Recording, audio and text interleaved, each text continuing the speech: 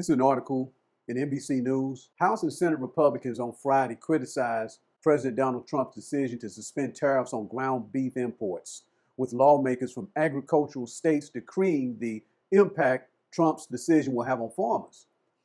Nebraska's GOP senators Deb Fischer and Pete Ricketts said in separate posts on X that Trump's decision was unwise. "I'm extremely disappointed by this decision from the White House," Fischer wrote. "We all want lower grocery prices. But as I've said for months, we cannot do it at the expense of American producers." American producers. I didn't hear American consumers. American producers. Let's keep going. "Flooding the market with foreign beef hurts our livestock industry." Ricketts wrote, "I appreciate the administration's work to lower grocery prices.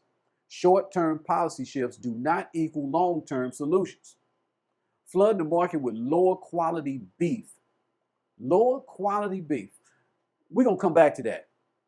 Flooding the market with lower quality beef compromises Nebraska farmers and ranchers. The president announced Friday on Truth Social that the United States will allow up to 300,000 metric tons of product for ground beef to be imported with no out-of-quota tariff.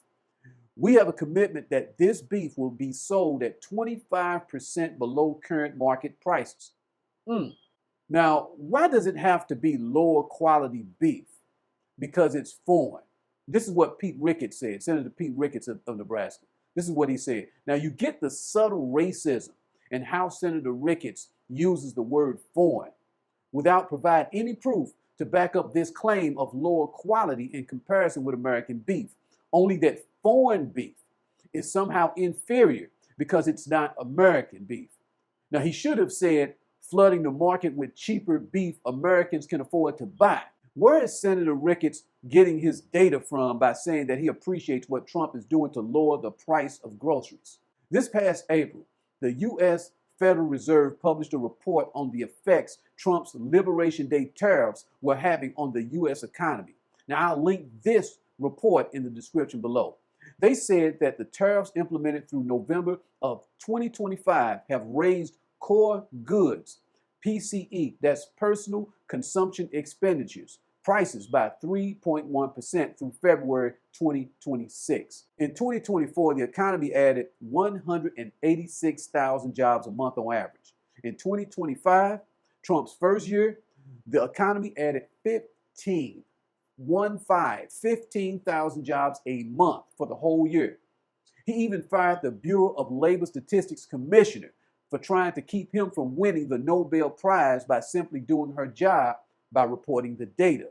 He called her jobs report at that time fake news, like he usually does anything that doesn't make him sound like the best president in U.S. history. And we're not talking about how much everything's gone up since Trump attacked Iran on February the 28th, but that's a different video. Right now, let's focus on Trump's decision to suspend tariffs on ground beef imports. What about all the other tariffs besides the ones affecting their state, the state of Nebraska? I'm talking about Senators Deb Fischer and Pete Ricketts. How did they vote on Trump's Liberation Day tariffs last year, otherwise known as Executive Order 14257?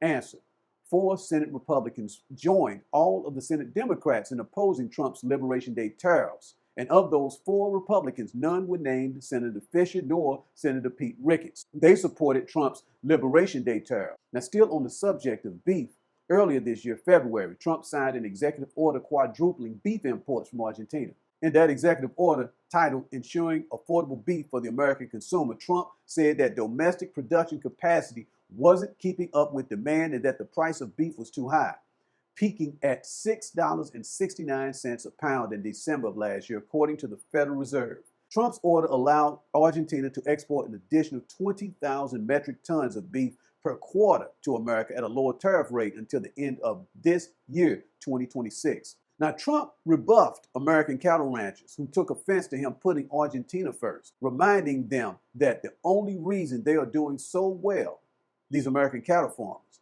for the first time in decades, is because I put tariffs on cattle coming into the United States. If it weren't for me, they would be doing just as they've done for the past 20 years. Terrible. It would be nice if they would understand that. He said this on Truth Social. His latest waiver on beef imports makes the deal he gave Argentina back then look like peanuts by comparison. This one will allow 300,000 metric tons of beef discounted by 25%, meaning that American cattle ranchers will have to cut their prices by more than 25%, meaning job cuts and bankruptcies, more than likely. Note that this is a 90-day waiver, 90 days, just in time for the midterms. That's a big coincidence, right?